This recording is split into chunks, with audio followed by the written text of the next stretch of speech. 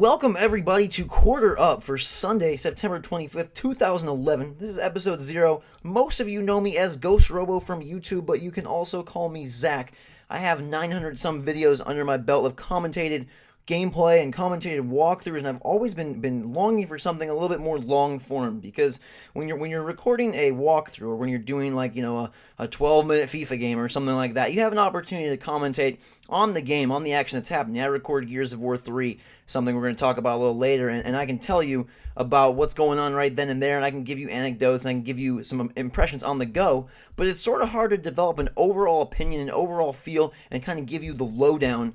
When Marcus is out there yelling obscenities and locusts are screaming and shooting and llamas are exploding, it's kind of hard to give a full sort of long-form opinion, long-form experience. And I try to do that usually in the final parts of my walkthroughs, in the credits during that segment. I try to give 5 to 10 minutes of good hard sit down and talk time, sort of my review of the game. But say I play something like Burnout Crash, which also came out this week. I played that. It's a 9-minute video. I can tell you what I'm thinking right there. But you don't see all the time I play the game when I'm not recording, and that time I'm developing thoughts, I'm developing opinions, and I play a lot of games that I don't record. Lots of handheld stuff, DS stuff, PSP stuff, things that can never be shown on YouTube. And so I've always wanted another outlet to sort of share my thoughts, my opinions of games. I play so many. I have a really big knowledge overall of games, historically, currently, in the future. I absorb quite a bit, and only I feel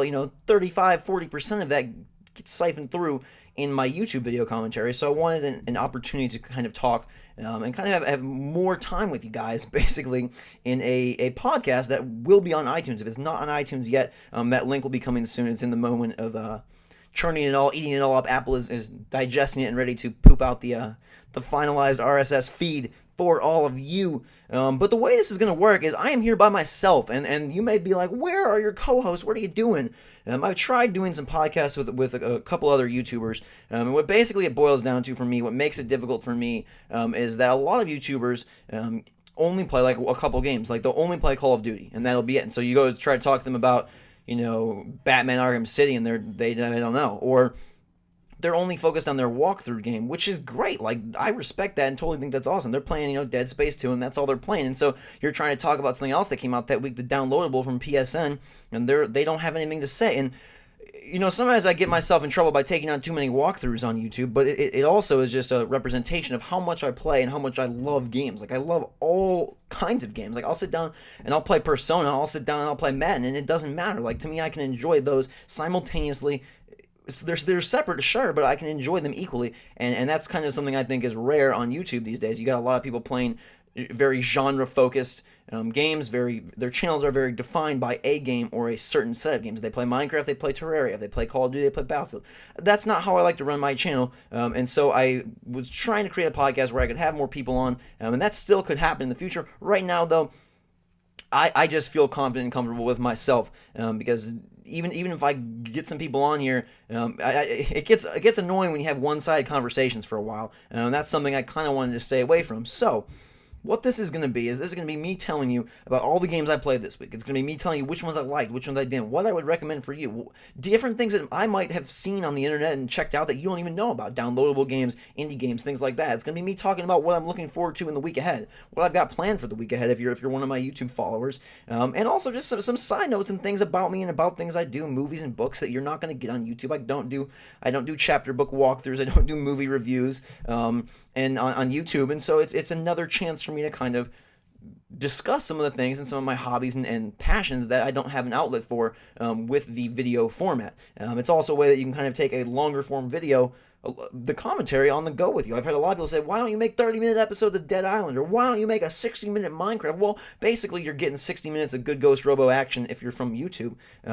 In a podcast form, you can put it on your iPod, you can play it in your car, you can take it with you, and it should be pretty good. So the name is Quarter Up. We'll get into that a little bit later. But the first segment, I kind of want to just touch on the two big games. The one giant game and then the big downloadable game that I really got into this week. And that's Gears of War 3 and Burnout Crash. We'll start with Gears of War 3, just because that's sort of the juggernaut in the room. And it well should be.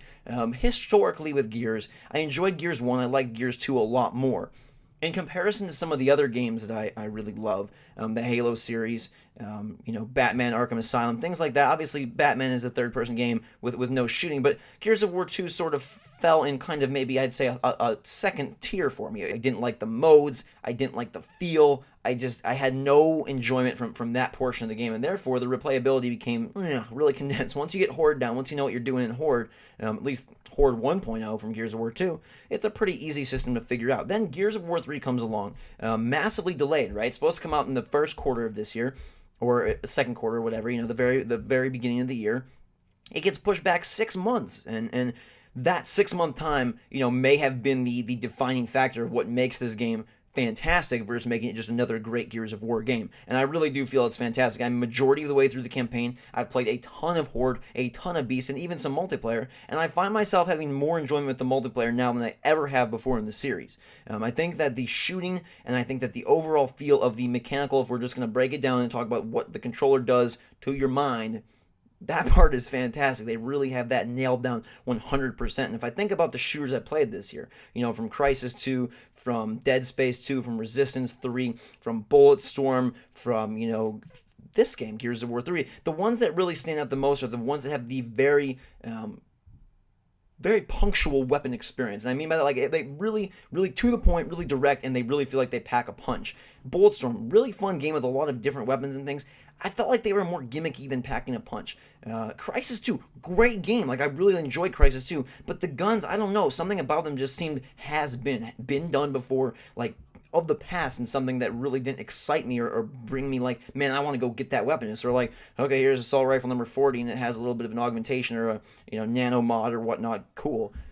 But with Gears of War 3 and also Resistance 3 as well, but we're not really talking about that here, I feel like the weapons are just amazing. Like, I love the Lancer. I love the Hammer Burst. I never liked the Hammer Burst before, and I just feel like whatever slight tweaks they've made, audio, visual, I don't know what it is. It might even be the enemies, the way that they have the lambent explode and just like make you feel like you did something amazing. And I guess that's it as well. A lot of the weapons are very not basic, but they're very very boiled down guns. Like, it's not like you have the Digger is a little bit out of control with it flying underground, but it's not like you have a gun that's shooting out laser beams. It's not like you have a gun that's, you get the Hammer of Dawn is crazy, but the point I'm making is the basic set of guns are just like a really, really focused and boiled down basic group of guns that function phenomenally, and that's one part of it for me. The second part is the visual design and the overall aesthetic of the game has gone from like a 6 to like a 10 out of 10. I think they've taken the game to a whole nother level just by art alone, just by the enemy design. I mean, I freaking love the new Lambent guys, the guys that can explode and have a giant tentacle come out of their head and throw flames at you, the guys that have arms that can extra pop out and, whip stuff at you, the giant Lambent, the massive enemies, things that were not there before. And the thing I appreciate, I guess, most is I don't feel like they're really in your face. I feel like they're kind of designed sort of like the larger Halo enemies. And frankly, I'm kind of enjoying the enemies in Gears of War 3 more than a lot of the Halo enemies. They just have a quality to them that's visually appealing. They have a quality to them that is like, it borrows a tiny bit from Resident Evil, where you have guys that are stuff popping out and they're kind of evolving enemies. Sometimes you'll shoot off the tentacle off one of the drudges and it'll come crawling after you, and to me that just like adds a whole nother element. It's not just military dude with goggles that's falling over. It's not just giant bug locust guy with ugly teeth and a big mouth and tiny eyes falling over. There's a lot more variety in that, and the environments complement that just the same. They have a huge variety in visuals. I mean, you play that first act, and you're going on a boat, you're going through broken down bridges, and on, act 2, then you're on a beach, and just things, and desert skies, and boneyards, and places that you just don't think of when you think of Gears of War. I mean, Gears of War sort of started that whole meme of it's so brown I could kill myself, basically. And Resistance 3 I thought did a great job environmentally, like making you feel very atmospheric, but it's still a pretty brown game. Like, Gears of War takes that palette and just splashes it all over the color wheel, and I really appreciate that. So we've got the mechanics of the guns, we've got the visual aesthetic that to me elevates it alone, and then we have just some tiny points. I think the characters and the story are a lot more well done this time. I think it's not as overboard, it's not as overblown. You could say, well, it's kind of the third one, it's a little bit more sad. Well, okay, that is true, but they chose to go that way. They could have had, they could have had the story go where the Locusts were on their last life, and Marcus and Dom were kicking it more badass than ever, and they're more bro than ever, and they're wielding four chainsaws at once. They've got, General Grievous quadruple lancers and made it entirely insane. But instead, they kind of say, hey, let's take a more humanistic approach to this. Let's look at the characters. Let's see what they how they feel, what they want, and what they're going for, and let's kind of try to boil down that struggle into a more condensed story, which I really appreciate and really like. You're following these different groups. I appreciate the fact that it mixes it up, and I really. It's unbelievable to say, sorry, but I feel like I can connect a little bit more with Marcus and Dom than I couldn't at all in Gears of War 1 and 2. I mean, there were just some ludicrous moments in those games where it's more of a laugh track than a serious story, and I think that they totally remedied that for the most part here. Is it Oscar-winning writing? No, but it's still much, much improved.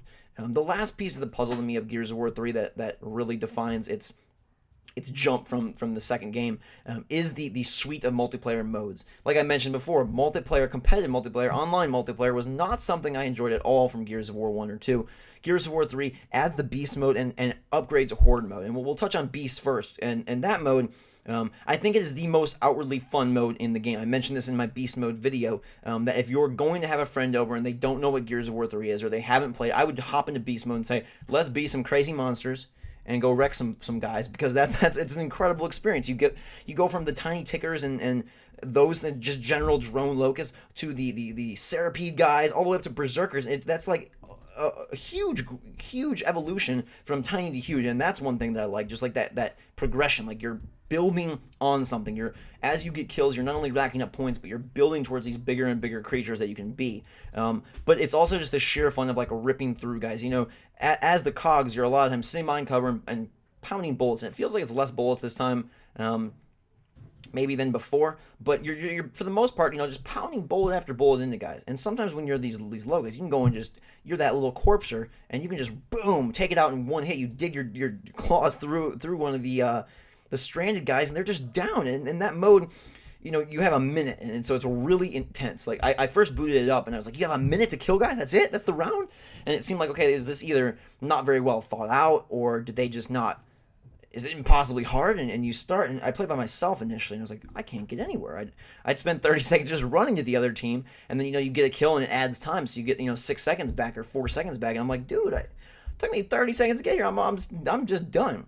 As soon as I added co-op partners, as soon as I started playing with friends and people, it really just makes it a kind of a intense run to the finish line, which is really cool. That you have to be quick. It's not you can sit back and just chill. Who am I going to be? You got to make your decisions quick. And as soon as someone picks a creature, boom, clock starts running. Boom, we're going, right? We're going. Things are happening, and you may get down a lot to the wire where you only have 2 seconds remaining, and then you have to figure what are you going to do. And it has a really nice system of allowing you to repeat the wave, and not like canceling you out entirely. And obviously, ideally, you go through the entire 12 waves in one fell swoop, but the fact that they allow you to redo the wave right there, and how easy it is to get back in, doesn't make it feel like the end of the world when you die. There were plenty of times we were trying different creatures out, different locusts out, different monsters, different lambent, and you just die or whatever. And it's like, okay, that's fine. I want to experiment that guy, and now we'll move on to the next round. We'll get him then.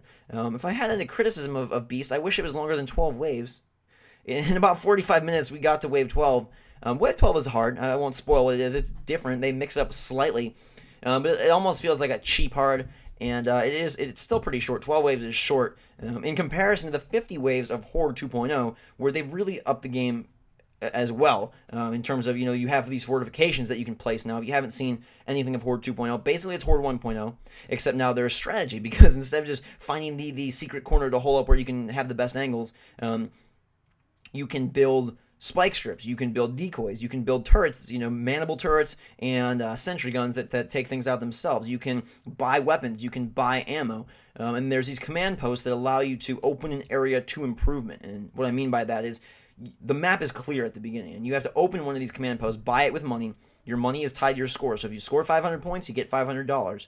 And you buy a command post, and that sort of opens a radius of options for you. It opens spike strip locations. It opens decoys, and it may be different in each place. It's not like, there's 2 decoys, a turret, and 4 spike strips around every command post. It's different based on the environment, based on the map.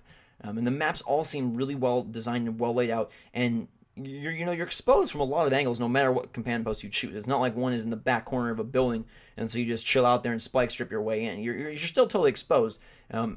but it gives you another thing to be thinking about. It allows them to throw more enemies at you. It allows them to make it more difficult without making you feel like you have to be, Superman on the sticks and taking out every locust that comes at you, because you now have these extra like friends that are helping out, like these little spike strips that you can level up. And so as you buy more and more spike strips, they level up, and you can spend more money to turn them into wire traps, and it goes on from there. Same thing with some of the perks as well, or the fortifications they're called. You can also buy weapons, and they refill your ammo, at the end of the round. But if you want to buy a Gorgon pistol or whatnot, or you want to go buy whatever you want to buy, there's things strewn around the entire map, and they don't force you to pay for enemy drop weapons. So that's a great way to recoup your ammo cache if you don't want to spend money. But I found that I always have a lot of money left over. Like they really want you to spend that cash, and it becomes apparent because the waves are totally different and totally varied. They have that enemy variety I was talking about early in single player. That comes into play in Horde, because now you have way more things to think about when they're coming at you. It's not just here comes the whatever. Here comes the drones. Here come the tickers.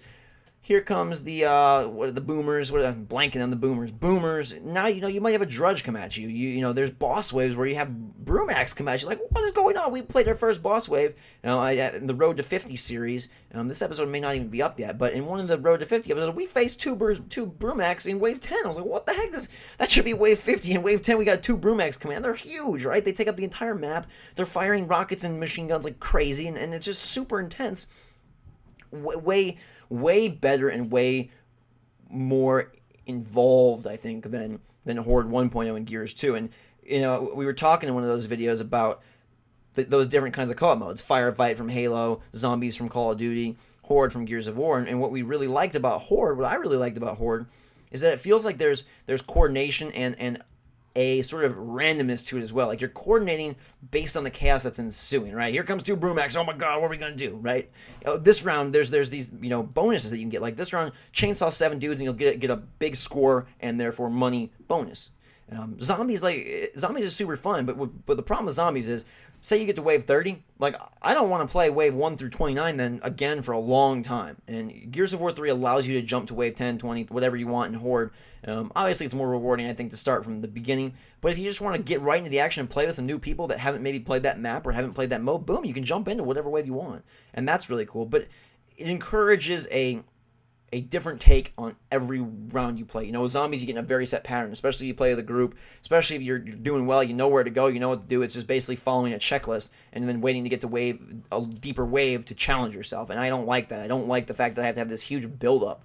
And even in the early waves in Gears, Horde 2.0, it's still, I find, different because they can throw so much at you, right? There's so much more variety. They can pound at you, and Firefight shared some of that as well, with the different waves of guys and the skulls that could be added on, and things were a little bit more random. And it's something that a lot of games are starting to adopt, is these co-op modes that aren't tied to the campaign and that aren't tied to two people just kind of progressing through hallways. It's more of a, I mean, it's survival, but it's also just kind of, I think, almost a whole new genre of shooter that they're taking on, this defend and protect sort of mode. And it's based on, obviously, different multiplayer modes of the past and whatnot, but I really appreciate the growth that sort of area, that genre, that subgenre has taken. It could have just stagnated and been like, survive 50 waves, boom.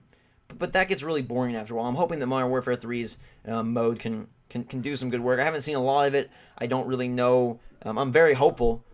It seems like they're trying to do some different things with different perks and different kinds of juggernauts that come at you and make it a little bit more strategic. But I'm hoping it plays more towards Horde 2.0 than to Zombies. Because as fun as Zombies is, like I said, once you get to wave 30, I mean, let me know if you agree. Once you get to like wave 30, you don't really want to get to wave 20, go through the 29 waves again for a while. Maybe next weekend, maybe something like that. But it's very hard for me to build the motivation to want to do those first 20 or 30 waves so quickly like that. It becomes really repetitive.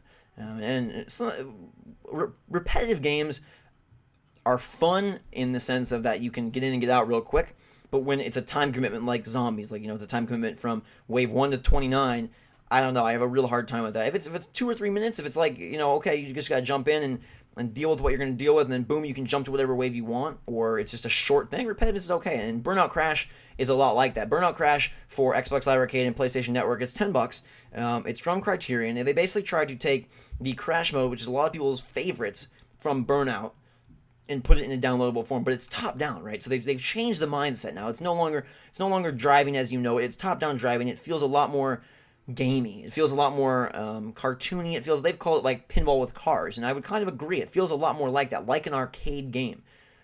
The hard part with Burnout Crash for me is that you see iPad games come out, and they even talked about putting this game on iPad, and it's like, what makes this not just an iPad game? Later, I'll talk about Kirby's Mass Tech for DS, and I've got similar gripes, but it's like, if this game was not called Burnout, if it was called Big Crash Cars, Big Crash Cars from Zynga or whatnot, would it be $2.99 on the iTunes Marketplace? That's not to say that this game isn't good.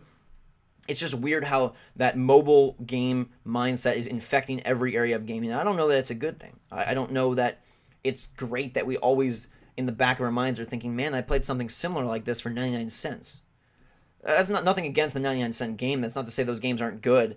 But a lot of people struggle. You hear a lot of people talking about, man, mobile games are not good for gaming. And I think this is why. I think it's not so much that, oh, they are bad games. Oh, they take people's money. Oh, they hurt publishers. I think it's that it just fundamentally changes the mindset. And I don't know, ultimately if that's good or bad. I just know that it changes it, and you feel different about playing a game. But Burnout Crash, for what it is, I think is pretty fun. I've had a lot of fun. I've heard a lot of criticism. Man, I read a lot of reviews really hating on the game, really saying that they thought it was too simplistic, that they didn't feel like they had enough control. I like it. The main mode is one where you pick an intersection, you steer your car in, and then traffic starts coming and you're crashing. And basically your goal is to build up to this giant finisher of sorts, where it could be a giant shark comes across the screen, a giant tornado, a giant lightning, all sorts of things, right? That basically wipe everything out. And you're seeing how many points you can accrue before you get to that point, or if you even get to that point. And so you stop traffic, you blow up, and then as cars crash, it's filling up your crash mirror. You blow up again, you can move. It has total control in the air, right? So you press A to blow up, or you press X on PS3, and you move your car in the air. So you're driving into the intersection, traffic comes, boom, they hit you, you get an explosion, boom, you explode your car, and now you can control it, 360-degree control of the car in the air. You can go forward and come back. Really, really good controls. I really like them. They're not very floaty. They feel pretty darn tight and precise to me. And there's environmental things as well. There's buildings, there's sports cars, there's bonuses along the side that you can get for blowing those up as well. And you're trying, to create block-ups, create big mass congestion, so some cars can just hit other cars. You don't even have to worry about it, because if a car gets out of the intersection, it's a four-way intersection. If a car gets out, that counts as a strike against you. 5 strikes, game over. And strikes also lower the power of that final big finisher that I mentioned. And so it becomes a game where you can get through a round of this in 5 minutes or so. I don't know, 3, 4, 5, 6 minutes. And I really enjoy it. It's somewhat similar each time. There's a lot of different intersections, but there's enough variety, enough little things happening. There's like an ambulance will come through, and if you let the ambulance pass without it getting touched, it removes a strike. And there's another mode, where there's a set number of cars coming through, and you have to dole out a certain number of damage. And there's a pizza truck that comes through, and it can give you multipliers and bonuses. I like games, if they're gonna be like this. I like games with a lot going on. And you could say it's too busy, and so you don't feel like you have control. But I like games like that with a lot going on. I mean, we'll tie it to an iPhone game, Jetpack Joyride. If you play that. If not, it's my favorite iPhone game, I think, overall. And that one, the base gameplay is simple. You're a guy with a jetpack, and you're flying through this 2D corridor. It's sort of, Cannonball style, except you have a jetpack. But there's lots of power-ups, and you can get like a gravity suit or a teleporter or a giant creature, metal creature you're inside. And even after you die, there's a slot machine. You collect these coins along the way, and there's a slot machine. You might be able to be revived. You might have a big bomb drop and shoot you forward. You're trying to get as far as you can. But they've added a lot of, some could call them gimmicks, but they've added a lot of variety and a lot of extras that make it more fun. So if you're going to sit down and play Burnout Crash for 5 minutes, I want a lot of these cool things to happen. Say you play Burnout Crash for 10 hours, where is it going to be? I don't know then. But for $10 for 800 points, I don't know that it has to be a 10-hour game. I don't think every game has to give you that much fun. You pay $10 and go see an hour-and-a-half movie. And some people love that. A lot of reviewers want to, rate the replayability of games, rate the long-lasting value of Burnout Crash. Does it have to last long? Can we play it for 3 hours and that's worth my $10? If I get through all the intersections once, is that a good time? There's some other modes as well. There's some connect stuff. There's some multiplayer stuff. That's the basics of the game. That you're trying to explode and kill crap and kill cars. I like it. I think it's fun. They've got lots of musical cues and tones for everything that's going on. You know what's going on around you. It's chaotic, but it's fun. And I do feel like you have control because you're trying to blow your car up and you're steering it around. And I just think that it's a really good diversion game. I don't think it's not Gears 3. It's not Resident Evil 4. It's Burnout Crash, and it's supposed to be fun for 5 or 10 minutes. Boom, that's it. A lot of these Xbox Live Arcade games have started to transition into more full titles. They want to be, smaller versions of AAA games. They want to be a $30 AAA game for the price of $10 or $15, and wow, that's a steal. They want to be, something that maybe these downloadable games shouldn't try to be as much. I love Shadow Complex, my favorite Xbox Live Arcade game, favorite, hands down. Not trying to be a full game, great, but I don't think everyone has to be. I think the trend towards we've got Bastion, we've got Crysis. The original Crysis is coming to the downloadable services, whether they're as games on demand or as downloadables. I don't know. I mean, we got full games that are trying to be on these download services for $10 or $15. And again, I think it's warping the mindset. Why does Burnout Crash need replayability? I mean, sure, that's great if it does. I don't think it should be docked. It's $10. It's not a drop in the bucket, but it's also not $60. It's not a big commitment. You're not driving to Walmart and putting down $64 after tax to bring home this 30-hour experience. You're paying $10 or 800 Microsoft points to get something that's maybe fun for $7 or $8. I don't really see what's wrong with that. I think that's a good thing. I think it's good to have games that can be palate cleansers, and to me, that's what I've used Burnout Crash for. I've used it as a palate cleanser. I've used it as in between time. I've used it to say, hey, want to see who can get more points on this intersection? That's cool, right? You don't have to play the intersection 10 times in a row. People get so obsessive with games, and you see it a lot with multiplayer where they play the same maps, they know every little detail about every game, and you don't have to know every detail about Burnout Crash. You don't have to memorize the map. I think it's better if you don't. If you play the same intersection 10 times in a row, you'll get sick of it. Sure, I get sick of it. Anybody would get sick. It's not meant to be long lasting. They didn't make a game and say, we want you to be able to play the same intersection 30 times in a row. They said maybe you play it twice. They've got enough stuff in there to play it twice. They do. At every intersection, there's 3 different modes. There's different vehicles that have different weight, different speed, different explosive power. Maybe not different speed. Maybe it's just explosive power and weight. But there's enough there to last you 2 times through every event. There's time modes. There's modes based on traffic coming through. There's all sorts of meters, colors, things ticking. It's pinball with cars. It is. It really is. And when you play pinball, you don't play pinball for 30 hours. You play pinball for 15 minutes, maybe 5 minutes. I don't know. How long you play pinball for? You don't sit there for 30 hours, though. You play it for a decent amount of time and you move on. And I think that's great. I don't think it should be hard for. Is it the greatest game ever? No. We'll take a break here in a second. If I rated these 2 games, Gears 3 and Burnout Crash, I'd say Gears 3 is a must. Burnout's a maybe. Burnout's a game you should download the demo of and see how it works for you. I can see some people hating it. This is dumb. I don't feel like I have control. I don't like all the extras and the flashing lights. It does nothing for me. It does something for me. I like that. I like all the extras, the meters, the knobs, the buttons, the whistles, the bells, everything. I like that. That makes it fun for me. But it's a maybe. It's a game you should download and try. Gears 3 is a must. I think if you're going to look at the last couple months and the upcoming months, Gears 3 is going to be one of the games that you want to have.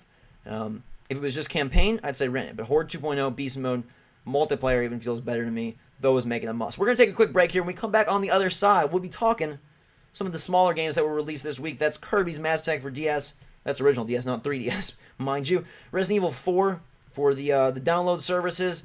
And we'll also touch on a couple others, as well as the movie Moneyball. See you in a few.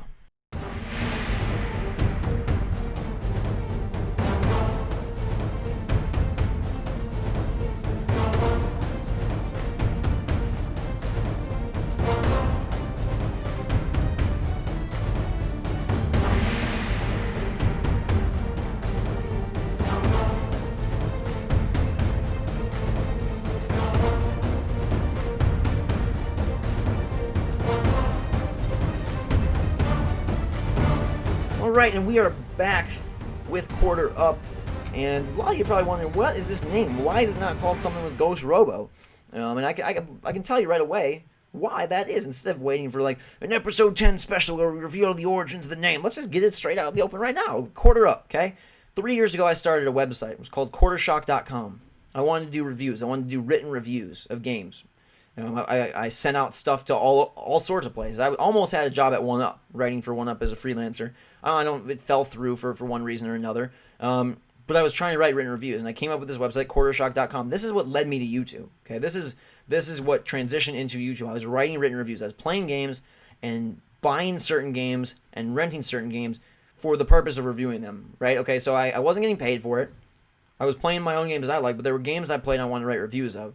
And so I wrote reviews of them, and I made this website, quartershock.com. And the whole review system was based on quarters. Okay, it was a 5-quarter scale for reviews, basically like 5 stars. But I really liked the quarter concept. And so I wanted to do a podcast with that website and call it Quarter Up. You put your quarter on the machine, you're ready to go. It brings you fun. You put your headphones in, the podcast brings you fun. I bring my games to the table and tell you about them. Quarter Up. That podcast didn't work out, right? That podcast did not exist. I had the passion for games. I didn't have the knowledge to make it happen. I didn't have the audio, the production knowledge, nor did I have the knowledge of how to even organize and make it work, right? 900 videos on YouTube later, I feel like I have a little bit better knowledge of that. I feel like I've got more under my belt. You can go watch my first couple of videos on YouTube. They're not very good. Practice does make perfect, especially in things that require you to be in front of a microphone, that require you to produce something, right? The painters don't just wake up and paint something magical. If they do, it's probably a very overvalued painting of scribbles that someone's like, oh my god, art. But a lot of things that require production don't happen overnight. So Quarter Up, that is where it came from. It came from that website that now does not exist. I went back to that website to try to pull some graphics from it, or even pull some stories and things to show you guys, and that website is totally gone, totally defunct. It has an overpaid or a past due bill, and I may or may not. I don't know. I don't have. It's like not past due like I didn't pay. It's like past due like the site is you need to pay your your renewal if you want this site back. So I don't really want to do that right now. So that is closed, dead, done. But this is alive now. Quarter Up, brought to you by Zach, aka GhostRobo. And it's not called the GhostRobo Army Broadcast because I want it to be broader than just my YouTube videos. If you don't watch my walkthrough of Gears of War 3, that doesn't mean you don't want to hear someone's take on Gears of War 3. And so I wanted to kind of expand it up and give it a title that I really liked and really was behind, and that could also really didn't have to tie directly always to my YouTube channel. But let's talk a couple more games I played this week. Kirby Mass Tech for DS. I have not bought a regular DS game in a very long time. I really haven't bought a 3DS game either. I don't really, you can say Ocarina of Time and Star Fox are 3DS games, but they're more like ports of N64 games. They're not anything really new. Kirby's Mass Tech is really good. But like I mentioned, Burnout Crash, it brings that nasty thought in my mind that if this game was not called Kirby, if this game was called Mr. Fluff, would it be $5 on iPad? And I don't know the answer to that. I lean towards a yes. What you do in Kirby's Mass Tech, you don't have direct control over Kirby. You do and you don't. There's no buttons, right? You don't use buttons. You use the stylus entirely. This is another reason why it makes me think of iPad, because you don't use any buttons or D-pad, nothing. You touch on the screen and Kirby moves that spot. Kirby's Mass Attack, because you can acquire up to 10 Kirbys for your little posse, right? And you're running around with 10 Kirbys. You can touch anywhere, they'll go there. You can touch and hold on the Kirbys and then sort of float them anywhere. They kind of get trapped in like a sack, basically, and you can rope them anywhere you want. You tap on enemies and all the Kirbys go and attack the enemies. Sometimes the enemy is too strong, the Kirbys fall off, and so you tap again on the enemy, and then they'll take out the enemy. You collect fruit, right? The fruit is your currency. That's buying you more Kirbys. You don't start with 10 Kirbys. You start with 1 at the very first level, and then you buy more. If they get hit, they turn blue. If they get hit again, boom, gone. You need more fruit. Right? I guess this game is emphasizing healthy living. More fruit equals more Kirbys equals more fun. It's a fun game. I enjoy it. It's easy. It's easy so far. You can flick your Kirbys and fling them. You can fling them to jump. You can fling them at blocks. You can fling them at enemies. There's puzzles, right? So it's puzzle based. It's kind of an evolution of Kirby's Canvas Curse, except I feel like it's a lot more slow paced. You can kind of chill there for a while. Some of the enemies will come at you. Some will just stand there. Pattern recognition of enemies when you can attack. Sometimes they're invulnerable. There's a little baby gorilla that does this like swinging arms thing. You try to throw your Kirbys on him, then no, they're not going to do any work. You gotta wait till he stops swinging his arms, then you can go after him. It's a fun game, but the thing I kind of want to focus on when discussing it is could this have been an iPad game for $5? And I think especially with handhelds, that's what a lot of these companies are afraid of is what the heck do we do? Because any game we make that's a little bit gimmicky, people are going to say this should be an iPad game. Maybe that's why Sony is leaning with the Vita to go towards Uncharted, to go towards Resistance, to go towards, Gravity Days, to go towards these games that are full-on console games. Maybe that's the future Sony's seeing, that, hey, we tried to do this Nintendo thing, we're going to get blasted by Apple in the long run, blasted by Android. I don't think that'll happen to Nintendo. I think they'll be fine. I think people like the DS. I think people like having a dedicated portable. I think it's easier for a parent to buy a kid a portable than go and buy them an iPhone, probably, if they don't have a AT&T contract set up. But it makes you wonder. It's like, what's going to happen to handhelds? Why are handhelds struggling? This is why, right? This is 3DS, man. We can talk about that for a minute. The 3D seems so cool at the start. Sort of like motion control. First day I got my Wii, I opened it up. This is what, 2000, whatever year it came out. It's probably like 15, 16. I thought I was in the future, right? You're moving the Wiimote, you're navigating the menus. You're no controller, and the thing's moving on the screen and doing what it's doing. Even Twilight Princess, right, on the Wii. Some different touches. Super Monkey Ball on the Wii. You're moving, you're tilting it, you're controlling the game. How's this working? 2 months later, you're done. You're done with the Wii, right? How many games do you guys play a year on the Wii? How many new games? They still make good games. Donkey Kong Country Returns, great game. I liked Metroid Other M a ton. Those were my favorite games last year. But it wears off. 3DS, same thing, right? Oh my God, 3D with no glasses. First night I got that, I just stared at it. I was like, holy cow, I've arrived, right? Sure, if you have a 3DS, I'm sure you're the same way. If you know some 3DS, I'm sure they were the same way. A couple games of Street Fighter 4, a couple levels of Ocarina of Time later, it's like, this 3D is nice, but is it really evolving anything? All right, it's sort of like, how you can buy a new color DS and say, well, that's cool. That's my favorite color. I like that color DS. It's better than the original gray DS Fat. But how much is a blue DS really elevating your experience? It's cooler. It looks better. People might point out and be like, oh my God, that's awesome. It's sort of the same with 3D on 3DS. I don't know.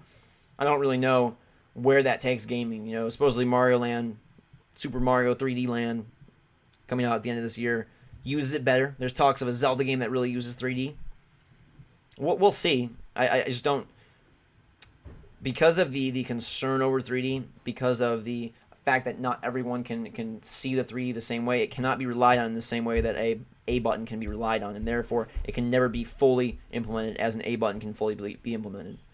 And I think they should focus on the games that they're making and making those games good, as opposed to focusing on the secondary and tertiary alternate methods of improving them. The same way I don't like when a lot of these games have such a motion control focus, right?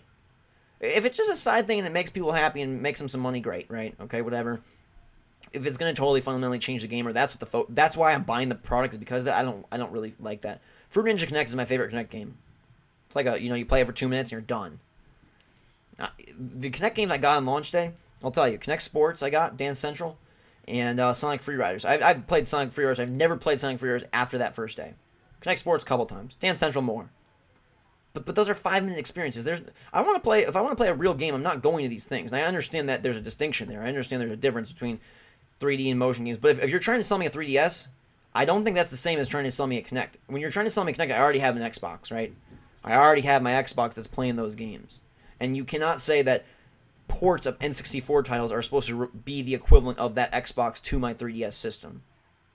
If I buy the Sony Move, that's nice, but I can still go back and play Uncharted 3 with my controller. What can I play on the 3DS that's not 3D is the reason I'm playing it, right? What? I'm playing ports. I'm playing ports of old games, and I'm playing titles that are slightly gimmicky. They're releasing DS games that are more fun than 3D. They just put out Kirby's Mass Tech on DS, and they just put out Star Fox 64 on 3. Is that backwards? Is there something wrong with that? I think so. Why is there focus going on to new DS games when 3DS is just getting old ports? Yes, it's because of they can sell. There's billions of DSs out there, and tons of people like Kirby and want to buy it. And there aren't billions of 3DSs, but you're not going to transition people over by giving me Star Fox 64. That's not going to move people from the DS to the 3DS, especially if you're still going to release good games on the DS. If I'm a mom, right? If my son says he wants a 3DS, and I just bought him Kirby for DS, the coolest game he wants is Kirby's Mass Tech, and it's on DS. Why am I buying? Why? I'd never buy him a 3DS. Why? So he can potentially mess up his eyes because they have that little warning on the bottom? No. I'm not buying a 3DS. This is why I think the Vita will do better than the 3DS. A higher price point, maybe lower lower install base in America. Overall, I think Vita kills 3DS. From what I've seen, early on I might have been skeptical, and I know 3DS has a much lower price point now. There's not the games to support it, and you can look and see what's coming out. Some people will really love Mario Kart on 3DS. It'll be huge, guaranteed, giant seller. That price will never go down. You want to play Mario Kart on 3DS, you're going to be paying that money for the next 3 years. But how many newcomers are going to want to buy it? How many people are going to really want to upgrade to 3DS when they can just play Mario Kart on their DS? Because how many people are going to put 3D on when they're playing Mario Kart 3DS? I don't know that that's how you get people to transition with same versions of the game with 3D graphics. And maybe for the hardcore Vita will do better, and for the casual 3DS do better. I don't know, but my overall prediction, if I had to bet right now, I would put my money in the Vita, because I think once they get in people's hands, they will see that this is different than my iPhone. This is different than my iPad. This is something that can reproduce a console game on the go, which for me is what I've always wanted out of a handheld. Since I sat there with my Game Boy with no color, right, playing Pokemon, I wanted a handheld system that would replicate what I had on my big screen TV, and that's what the Vita is attempting to do. We're sort of sidetracked here, but it makes you nervous for the Wii U, right? It makes you real nervous that once again they're going with a gimmick that's going to be awesome out of the box. It's gonna be great. It's got that new car smell and that new puppy cuteness right away. You want to play that Wii U. You want to see how it works, if it's even working. There's lots of rumors that they can't even get it to work as well as they need it to ship it. But why am I going to play the Wii U? If I can play Batman Arkham Asylum, Arkham City on 360, or I can play it on Wii U with a map in my palm. Is that enough to make me want to buy that system? The Xbox 360 will be cheaper. I don't know that Nintendo's really going to be able to deliver much better graphics. They'll be a little better, I think. Will it be noticeable to consumer A or consumer B's eyes? Probably not. You're watching a TV advertisement, I don't think you can tell if the Wii U has better graphics than the Xbox 360. Who knows? Surprise me, Nintendo, right? Prove me wrong. Surprise me. But I'm the biggest Nintendo fan, I'm a huge Nintendo fan. I love Mario. I've got a freaking Luigi statue in my room. Don't get me wrong. I'm not hating on Nintendo. I'm questioning the direction they're going. It brought them huge success with the DS, the Wii.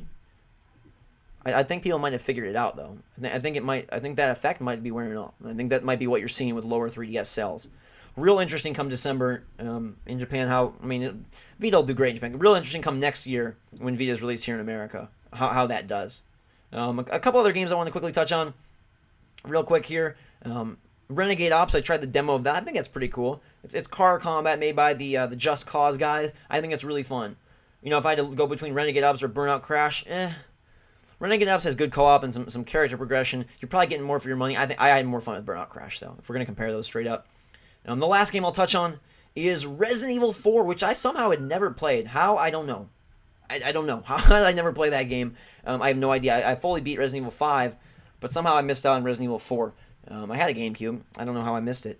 I guess it just wasn't my cup of tea back then. But what do I think of it now? I can see why it's so highly revered. I don't think that it holds up very well from a mechanical standpoint. From a gameplay, from a setting, from a concept, yes. I don't know anyone that stands there and can't move their feet when they slash a knife. Who does that? Do you know anyone like that? Why can't Leon move his feet at least when he's slashing the knife? It drives me crazy.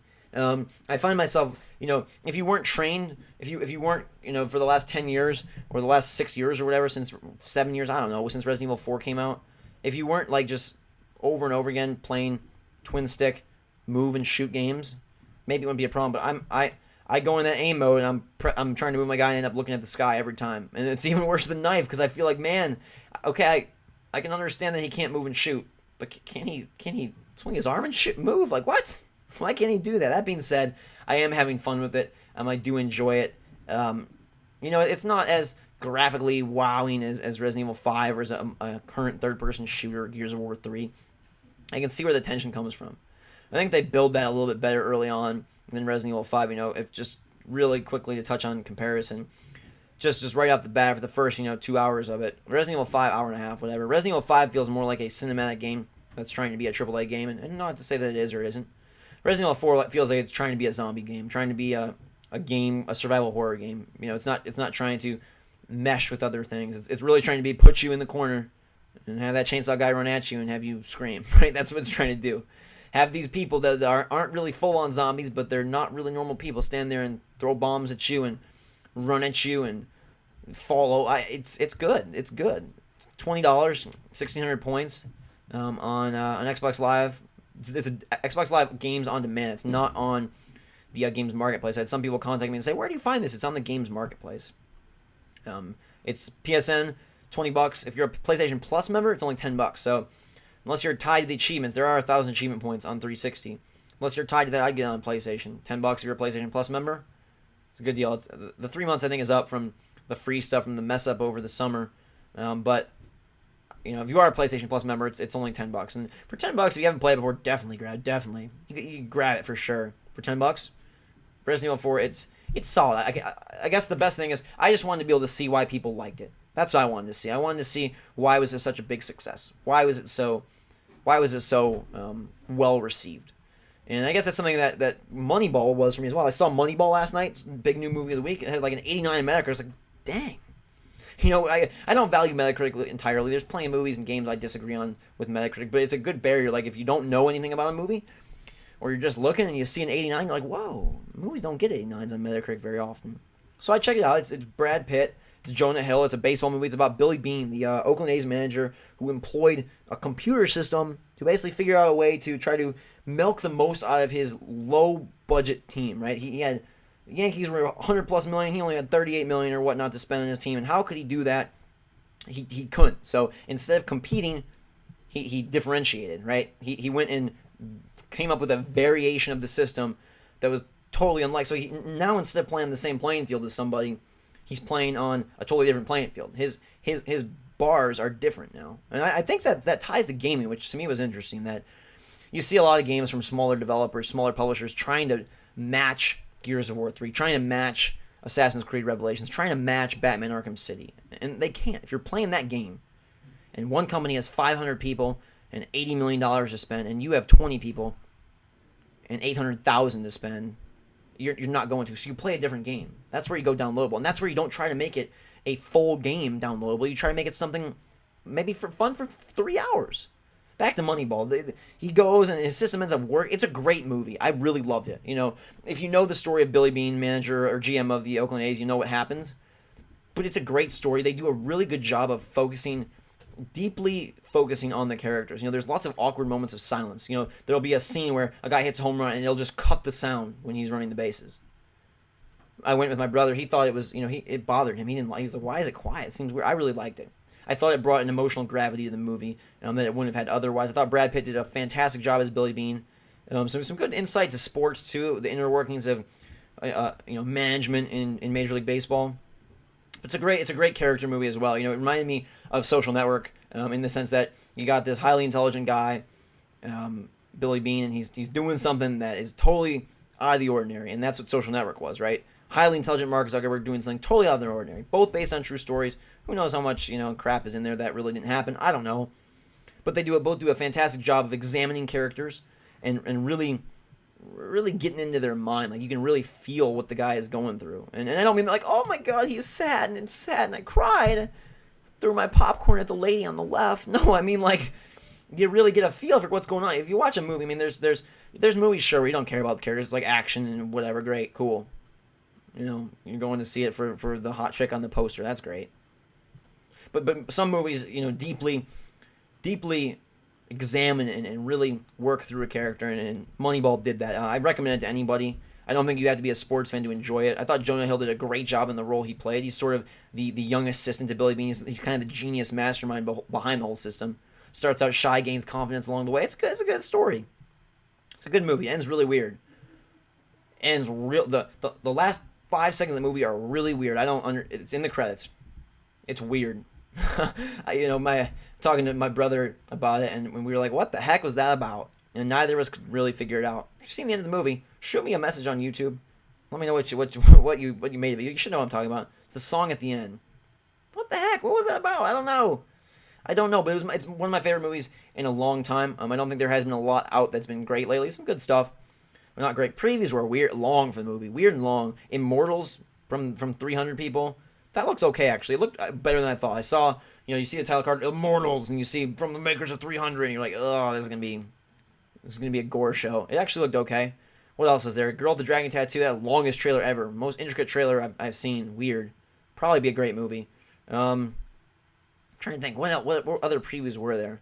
Clearly they weren't very memorable. Those were the two that... So, a Ben Stiller hotel heist movie. Let's assemble a cast of lots of old hero actors and try to make a funny... I don't like that stuff.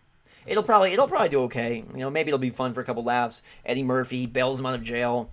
Let's go rob somebody. I don't know. It's not my cup of tea. But I really like Moneyball. I definitely recommend it. Next week, what do we got coming out next week? We've got FIFA 12, which I already have. And a lot of people on YouTube have been like, how do you have it?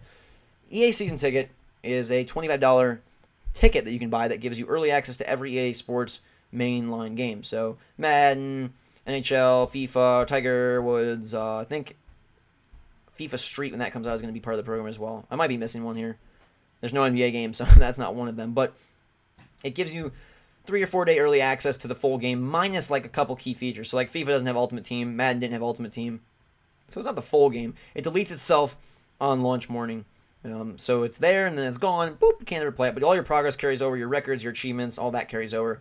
It's basically a good test. It's like renting the game for the weekend before it comes out. So if you think about it, right, if you're a big sports guy and you're going to rent FIFA, or girl, you're going to rent FIFA, and you're going to rent Madden, and you're going to rent Tiger, right? That's 3 games. Well, that's like $8, at Blockbuster. That's $24. You might as well just buy this. $25. It seems like a lot. It seems like, oh, they're milking people, but really, if you're going to play 3 or more of the games, totally worth it. And you get them before all your friends. You get it early. You're on there playing legally early, right? There's nothing wrong with it. It's totally legal. But what else is next week? FIFA 12. It's pretty good. It's FIFA. It's more. If you love FIFA, you'll love it. There's some good improvements, some good tweaks. Haven't really gotten to Ultimate Team, obviously, because it's not unlocked. But the normal stuff seems good. There's only 1,000 people playing online, which surprised me. Came out yesterday morning. I downloaded it. I was playing last night, Friday night, or Saturday night. Friday nights. What night? I was playing Friday night. The first night was out 2 nights ago. There's nobody playing. 1,000 people. I don't know if that's a testament to what people are doing on Friday night. Probably more of that. Or a testament to EA season ticket sales. But there weren't a lot of people on. Also, we have X-Men Destiny coming out next week. For all the system, 360, PS3, DS. I think it's on Wii. Maybe it's not on Wii. And the Eco and Shadow of the Colossus collection. I'm most excited about X-Men Destiny. It's a superhero game. You might not have big hopes for that, but I love Batman Arkham Asylum. I know I'm going to love Batman Arkham City. I even like the recent Spider-Man game, so I've got some hope for the new X-Men game. They tried to add some choice and dialogue to it, a couple different characters, build your powers, steal powers or learn powers or whatever from the mutants you meet along the way. It seems pretty cool. This is the first place I've announced it, but I will be covering it on my YouTube channel. For you GhostRobo fans, I will be doing. It's a shorter game, and I will be covering it starting on Tuesday, and it's pretty good. It seems like it'll be pretty good. Anything else next week? Not really. I'm not sure. Well, let's see here. What do we have for Xbox Live Arcade? We've got on September 28th. That's this coming Wednesday. Mercury HG for 400 Microsoft points. Worms Ultimate Destruction for 1,200. MLB Bobblehead Baseball Battle, 800 Microsoft points. Not interested in any of those. For PlayStation Network, there's a game, I believe it's called, what's it called? Rochard? That it's called, coming out this week. It's a puzzle platformer that looks pretty interesting. I probably will pick that one up. That seems like it's the downloadable title of the week if you want to, if you're interested in downloadable. What is it called? Rochard, yeah. Rochard, PS3. Looks pretty good. Looks pretty interesting. They're starting off, some of those games, they did sort of that PS3 Summer of Arcade-ish promotion. I think some of the bigger games are coming out now. There's one, is it called Sideways? What's that one called? Sidewalk? Is it called Sideways for PSN? Sideways, the one where it's like the graffiti guys, that's coming out soon as well. Some good stuff coming out for PSN. PSN is always pretty darn unique. Always pretty darn unique. And I'm always impressed with a lot of the different titles there. Not all of them are great, but there's a lot of good ideas. Like, they're really supportive of kind of some of those concepts I was talking about, right? Don't compete. If you're not a AAA money, don't compete with AAA level money, right? If you're not there, don't do it. Make your own thing. Do your own thing. Try your own thing. And with that, I have one final thing to talk about, and that's the book Outliers. It's by Malcolm Gladwell. I read quite a bit. Not lately. I've kind of gone away from reading lately. With YouTube and with that, I've been coaching a lot lately. I haven't really had much time to read. I coach high school basketball. Head coach, surprisingly enough. But Outliers by Malcolm Gladwell, it's examining kind of the inner workings of why people are successful, what makes them successful. It looks at people like Bill Gates, looks at like professional hockey players. It even looks at things as mundane as pilots and why planes crash. And are there patterns that we can find in these people's pasts, in their upbringing, in their personality, that can define what their success is going to be, or predict a predictor of success. And it's not like, oh, Bill Gates is a genius, or oh, these pilots, their dad was a pilot. I mean, that stuff all plays in, but it's really trying to unearth some things that maybe you wouldn't think about. And the big example from this book, if you've heard of it, is that some absurd number, like 90% of the hockey players in the Premier Leagues in Canada were born in like the first couple months of the year. And why is it? Why would that be? January, February, March? Why? It's because the cutoff date is January 1st for those hockey leagues. So when they're younger, right, when they're 9, 10, they either get, say you're just turned 10 on December 31st. Well, now you have to play in the 10 and under instead of the 9 and under. So now you're in already at the bottom of the rung, right? You're the smallest guy because some people are 360 days older than you. And so those kids seem bigger. They seem more skilled. They are more skilled. They're more coordinated at that point. They get handpicked. They get picked out to be on the elite teams. They get the better coaching. And sort of it's a self-fulfilling prophecy of a kid seems better, you give him more attention, therefore he becomes better. It's not giving everyone a fair chance. It's not giving people born in September the same chance. Maybe that kid ends up being better, but he won't be. And they talk about how scouts believe that their methods are 100% fail-proof because the kids they pick end up getting so much better, and the kids they don't pick stay lower. But is it because they really were better, or is it because they're getting the training? And the book is trying to make a case for things like that. Common misconceptions. Everyone seems to think that these billionaires pulled themselves up from they did everything on their own. They made their own way, and that's true to a certain extent. There are some things you don't know that really contribute to their whole success, right? Bill Gates went to a school, and at that time, hardly anyone had computers. In his school, they were able to, with the money they'd raised, be able to buy a computer for the school. And the computer couldn't afford anymore, got taken away. And one of the moms on the school board was affiliated with a new company, and they were able to get a computer back. Things like that had that not happened, Bill Gates probably never would have gotten into computers. These opportunities that people who go to a certain college or in a certain location or meet a certain person, had they not, it totally defines and changes their life. And what is that trying to say? I think it's trying to say that you have to take advantage of the opportunities that you have in front of you. You have to put yourself in a lot of new situations. You have to really try to go for things, even if you don't know where it'll take you. They talk about Steve Jobs and how he would go to computer sort of expos, fairs, and he got in contact with the head guy from I want to say it was HP. Maybe it was IBM. I think it was HP. And he wrote him and said he needed parts. And that's a dumb kid thing to do, write the head of a company and say you need parts. The guy wrote him back.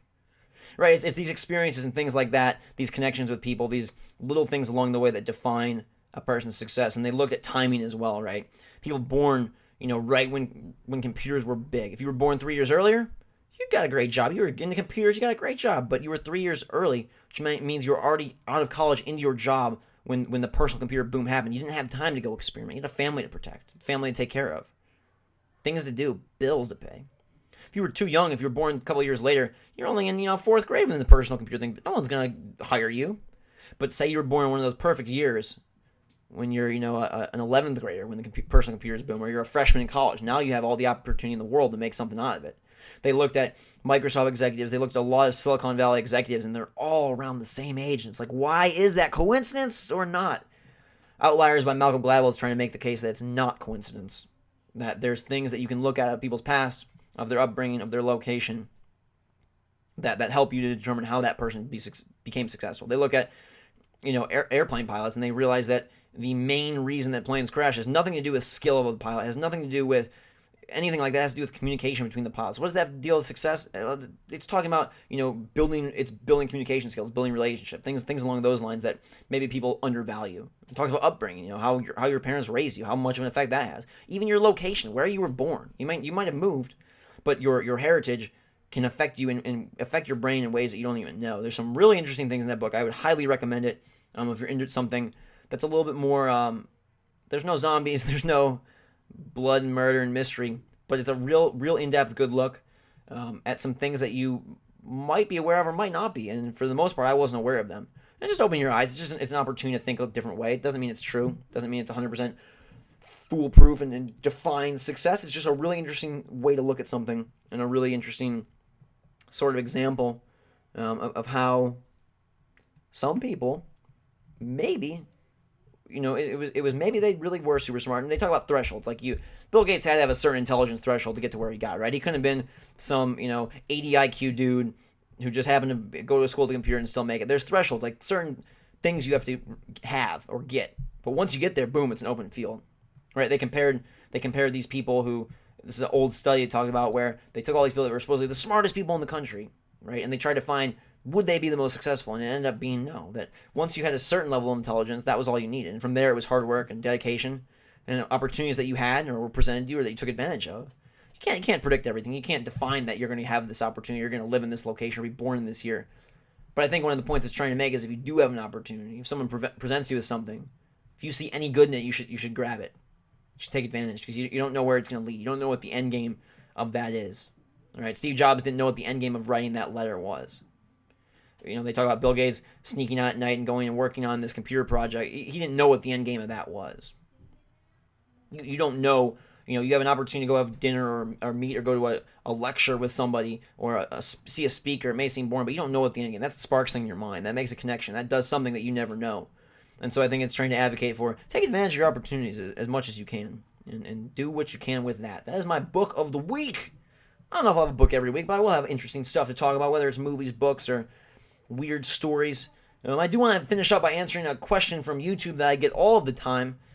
That is, what is my setup? I'm going to tell you guys here quickly. I use a Hauppauge or Hauppauge, whatever you want to call it, HD PVR to record my Xbox PS3. I have a Blue Yeti microphone. It is a very nice microphone. And I have a MacBook Pro that I record on. I use iMovie in combination with iTV to record, edit, and export. And then I use the internet to put it on YouTube. HD PVR, Blue Yeti microphone, iTV, iMovie. That's for Mac though. There's plenty of programs for Windows. If I'm recording PC gameplay, I use Fraps. I know a lot of you know that, but I figured I would tell that as well. If you have a question about games, about my past, about my favorite game, about something on YouTube, you have a question about this episode, you want to tell me something about Moneyball, you saw Moneyball, your thoughts, you read Outliers, you played Kirby's Mass Attack and you thought it should be on the iPad as well, you played Burnout Crash and hated it, you think Marcus is still stupid in Gears of War 3, send me a message on YouTube. Right now I don't have a separate email for Quarter Up set, but send me a message on YouTube with the message header Quarter Up. You can find me on YouTube at youtube.com/GhostRobo.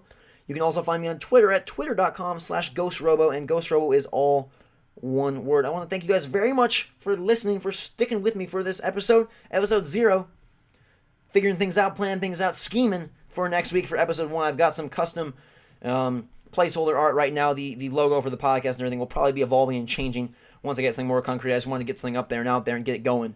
That's kind of what I've learned.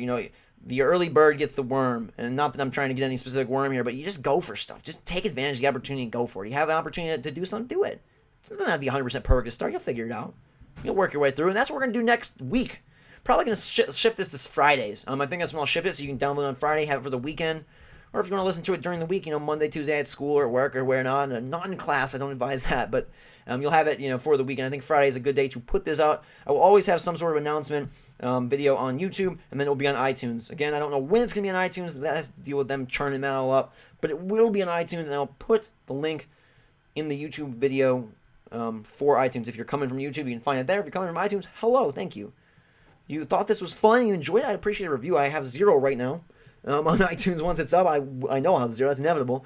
So leave a review, let me know what you thought. Send me your thoughts and comments. Again, you have questions, comments, anything, send me a message on YouTube with the subject header Quarter Up.